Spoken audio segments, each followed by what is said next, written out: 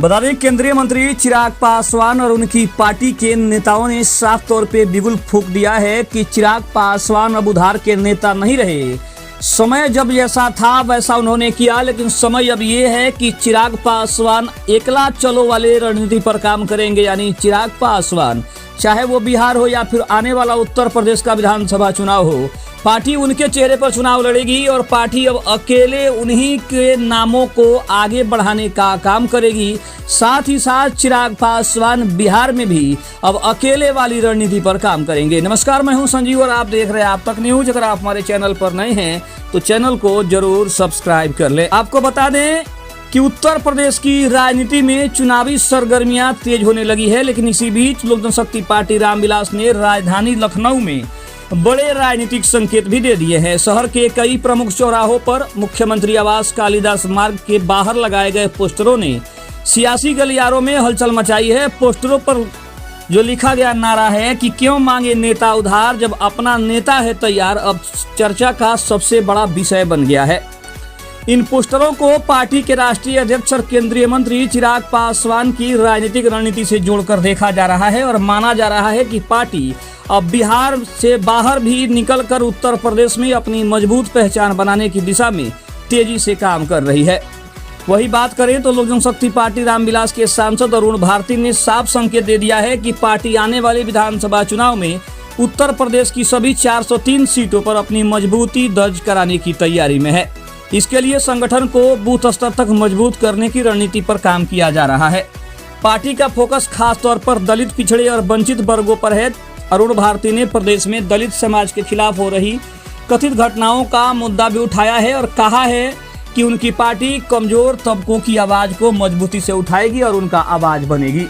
लेकिन अब सबसे बड़ी बात यह है कि चिराग पासवान क्या उत्तर प्रदेश में भाजपा से बैर मोलने जा रहे हैं, क्योंकि जिस तरीके से उनकी पार्टी के नेताओं ने कहा है कि पार्टी अकेले चुनाव लड़ेगी, उसके बाद से ये चर्चा और ज़्यादा जोर पकड़ने लगी है कि क्या अब चिराग पासवान को एनडीए के साथ की जरूरत नहीं है, क्या उन्हें पीएम मोदी के हनुमान बनने की जरूरत नहीं है, क्या चिराग पासवान इतने काबिल हो गए हैं जो उत्तर प्रदेश में अकेले चुनाव लड़कर 2 या 4 सीट भी जीत जाएं।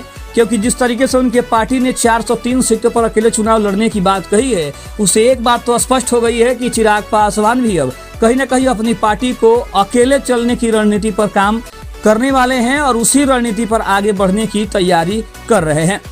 सवाल ये भी उठ रहा है कि केंद्रीय मंत्री चिराग पासवान, जिन्होंने 2020 में भी अकेले चुनाव लड़ा था, तो पार्टी की क्या हसर हुई थी ये सभी जानते हैं। लेकिन चिराग पासवान ने 2024 के लोकसभा चुनाव में बीजेपी के साथ मिलकर चुनाव लड़ा, वहां उन्होंने 5 सीट जीती। 2025 के विधानसभा चुनाव में उनकी पार्टी ने एनडीए के साथ मिलकर चुनाव लड़ा, वहां उन्होंने 19 सीट जीती। लेकिन क्या उत्तर प्रदेश के विधानसभा चुनाव में पार्टी 2-4 सीट भी जीत सकती है? हालांकि दलित समाज पर उनकी पकड़ अच्छी है, उन्हें दलितों का नेता कहा जाता है, लेकिन क्या बिहार के बाहर ये जादू चलेगा? बिहार के बाहर क्या वो दलित, पिछड़े वर्ग के जिस तरीके से वो आवाज़ उठाने की कोशिश कर रहे हैं, क्या वो समाज उनको कहीं ना कहीं साथ देगा?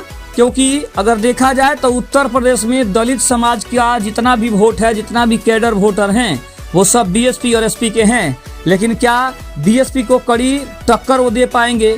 और अगर चिराग पासवान उत्तर प्रदेश में अकेले चुनाव लड़ते हैं तो क्या वो योगी आदित्यनाथ का भी नुकसान कराएंगे? क्या बीजेपी को भी इससे खतरा हो सकता है? तो इन तमाम समीकरणों को अगर समझने की हम कोशिश करें तो चिराग पासवान ने एक बात स्पष्ट कर दिया है कि उन्हें इन बातों से कोई फर्क नहीं पड़ता कि उनके बारे में कौन पार्टियां क्या सोचती है। उनकी एक ही उनका जो लक्ष्य है वो साफ है कि उनको अकेले चुनाव लड़ना है और दलित समाज का जो भी वोट है उसे अपने पाले में करना है, ताकि पार्टी राष्ट्रीय स्तर पर भी मजबूत हो सके।